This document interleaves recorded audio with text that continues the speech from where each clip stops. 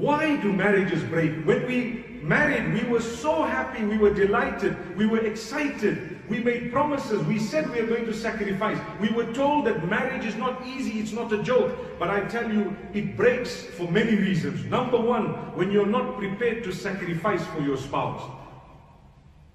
Number one, when you're not prepared to stand up for your spouse.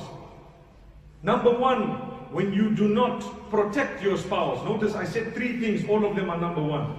You notice? The reason is I can't tell you number two and three. These are all important matters. So my beloved brothers and sisters, when you don't stand up to protect your spouse from the evil of your own mother, your marriage is not going to work. You might say, my mother has rights. How can you say that she's evil? She's not evil. Shaitan is evil. Shaitan comes and makes her say things, and I can explain to you why. You were not married. Your mother, your sister, perhaps someone else in your family had you all to themselves. So you spent money on them, you spent time with them, and you took them on holiday, you went around with them. Now you need to start your life. You need someone who's going to be called a mother to other children who will belong to you. They also have rights. So when you get married, it is natural, human nature. Shaitan comes and actually fuel that and makes it worse. What happens? Now you cannot spend as much money on your sister or your mother as you did before, because now you need to save. So before I had a paycheck and I used to just give it to my folks. Now I have a paycheck, my wife has to share, I have a living, I have a house, I have a car. So naturally, sometimes people will feel, hey, I've lost out. Up to that point, it's still natural. Beyond that, Shaitan comes in tamper and says, listen, I hate my sister-in-law, meaning your wife. So your sister is saying, I hate my sister-in-law. Not because she's a bad person. Not because of anything. She's taken my brother away from me. I hate my daughter-in-law because she's taken my son away from me. My beloved mother, my beloved sister. Trust me, my wife has not taken you or me away from each other at all. I have responsibilities.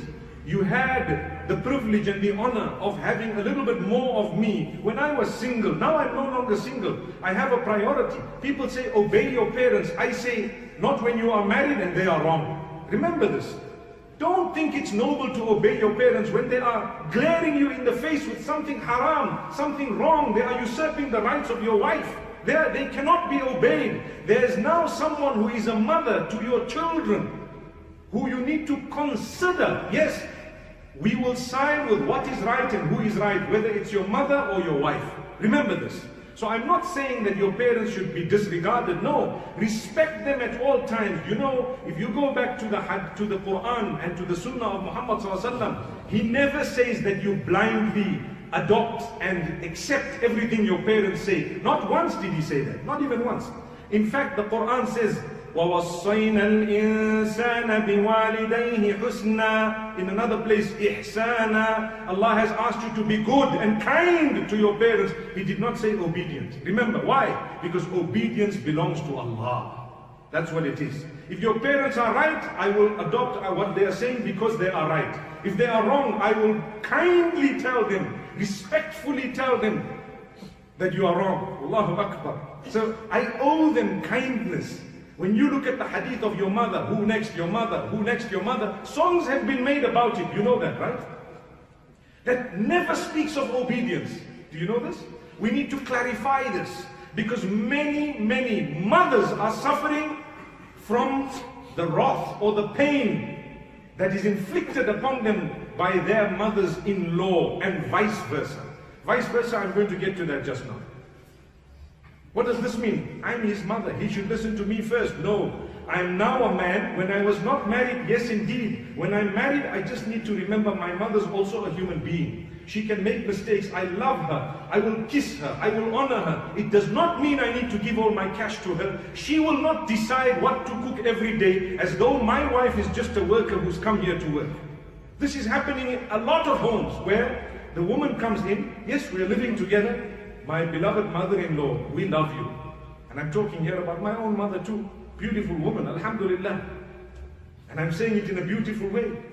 We all love to live together.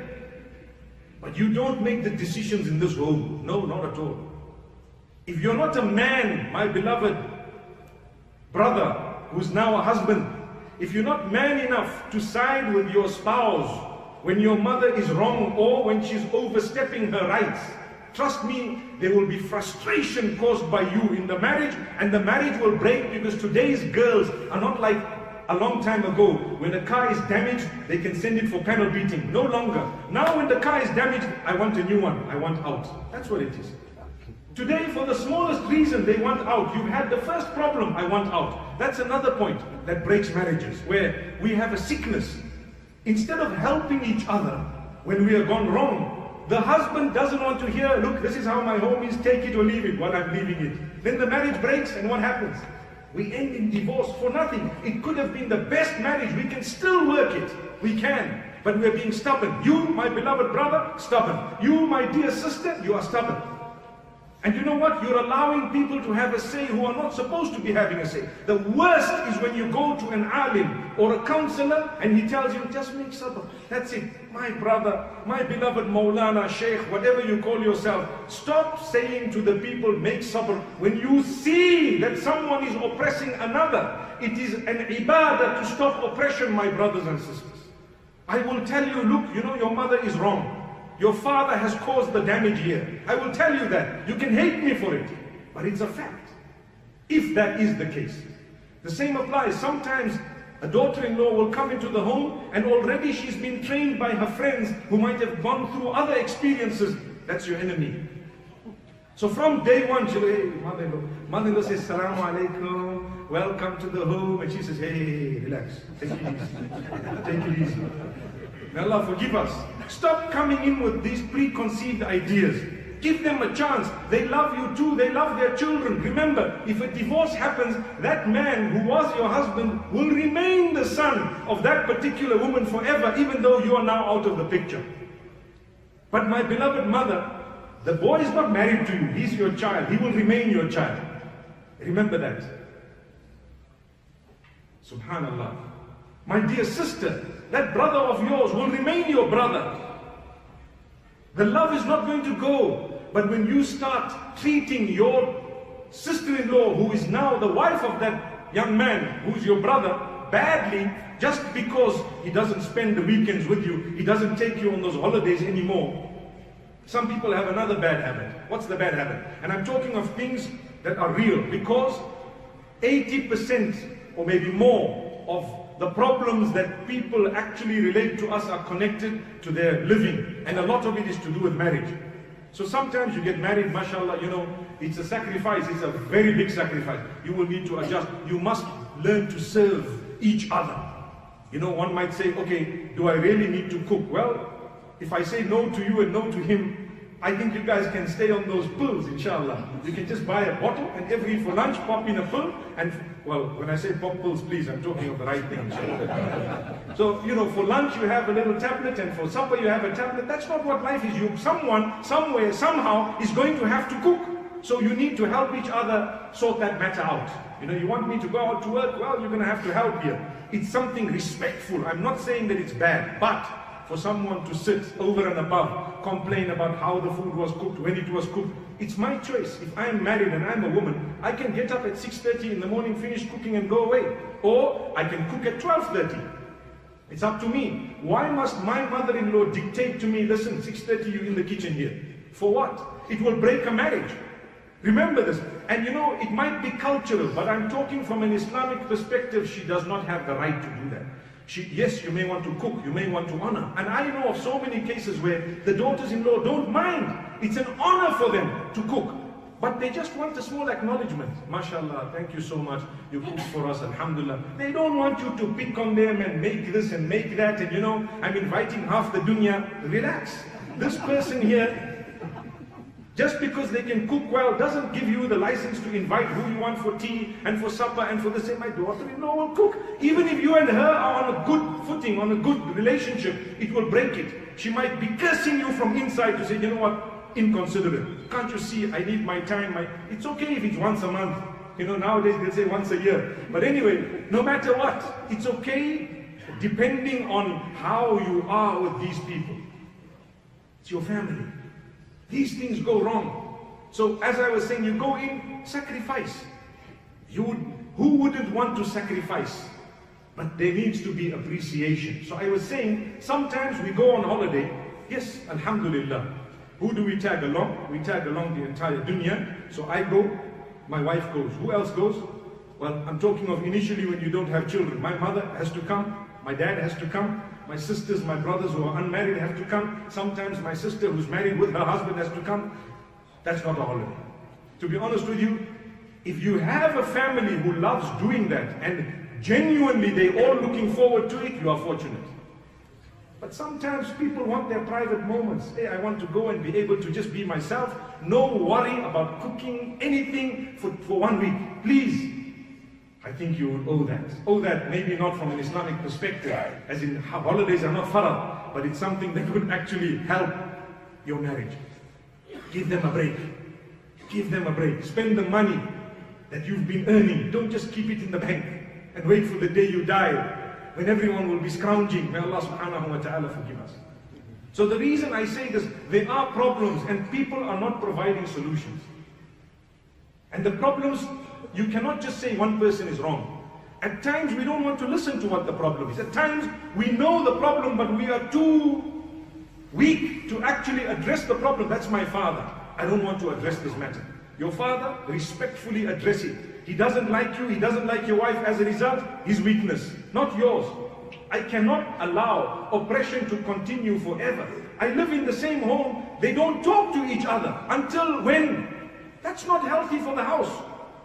You don't speak to her. For what? What's the problem? Did she eat something of yours? Did she say something? If she did, treat her as your own child or your own mother and say, look, this happened, I was very hurt, inshallah it mustn't happen again. You need to learn to say, I'm sorry, it happened the moment I was upset, we had a misunderstanding. Allah's given us a good way out. Blame shaitan. You know, really, I didn't want to say, shaitan made me say it. That's such a beautiful outlet.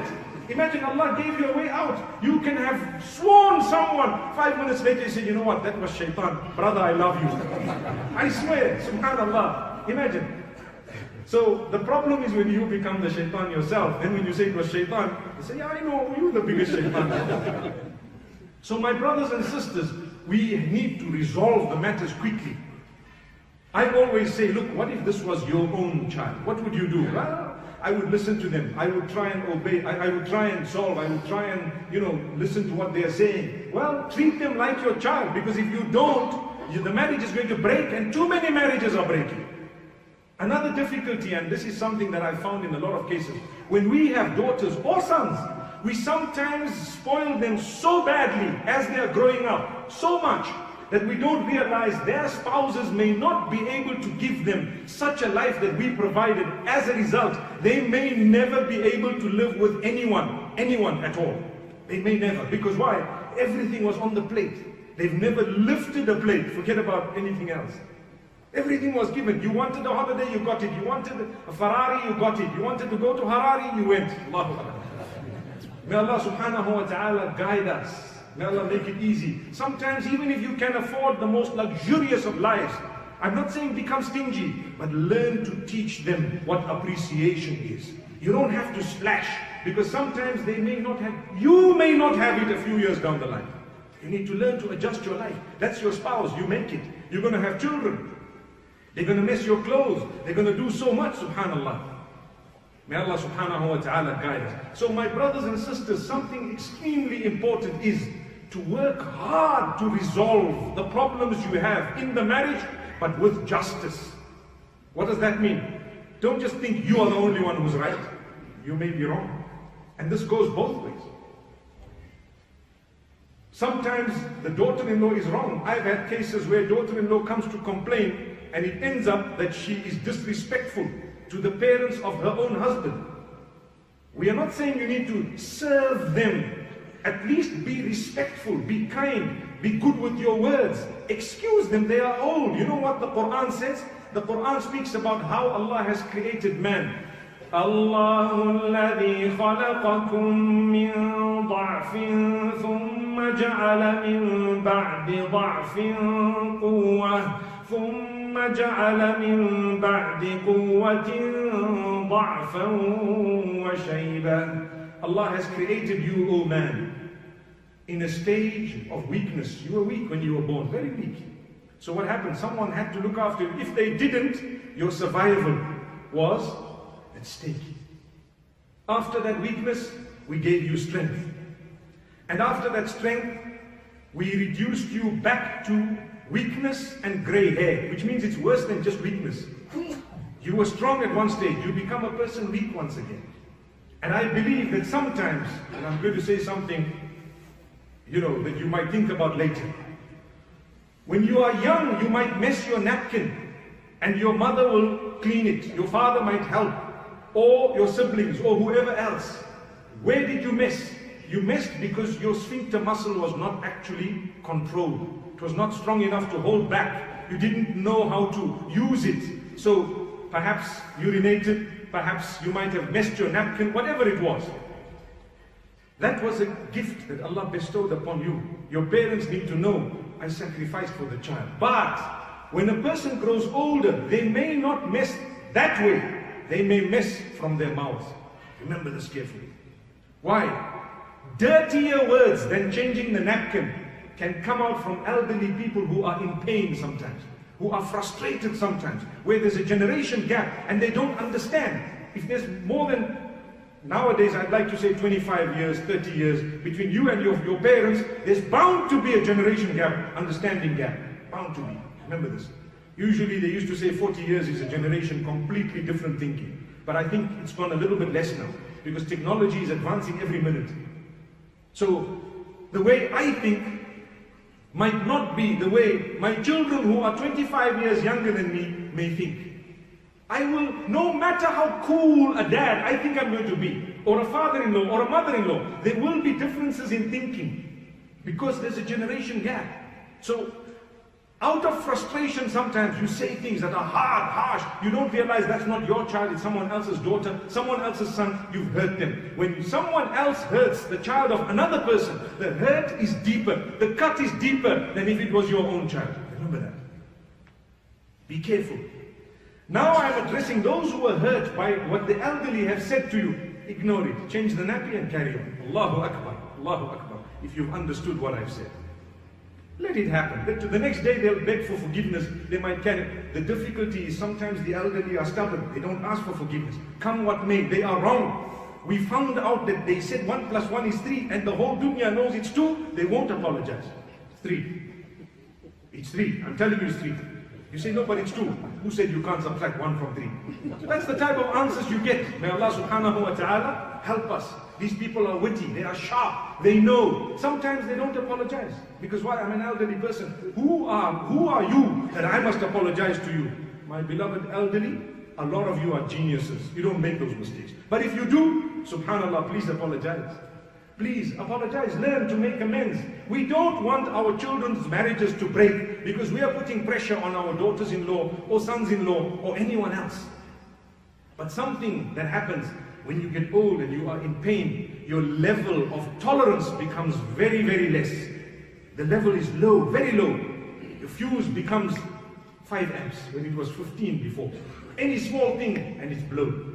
May Allah subhanahu wa ta'ala guide us. So sometimes, and I know, usually when you hear a little bit of a rant, you hear something, you can say, subhanallah, you're in pain, you can say, hey, really, it's so, subhanallah, it happens because that's how the body operates sometimes. You vent out something in a different way without realizing it's wrong, no matter what, it's wrong. My brothers and sisters, as I end, I want to just ask you one thing. This topic is long, and I think I'm going to speak about it again with a little bit more detail. But what I want every one of us, those who are married, those who are not, those who have children who are married, those who do not, I want you to undertake, for the sake of Allah, on this beautiful Friday, in your heart, here and now, that you will make life easy for those whom you live with.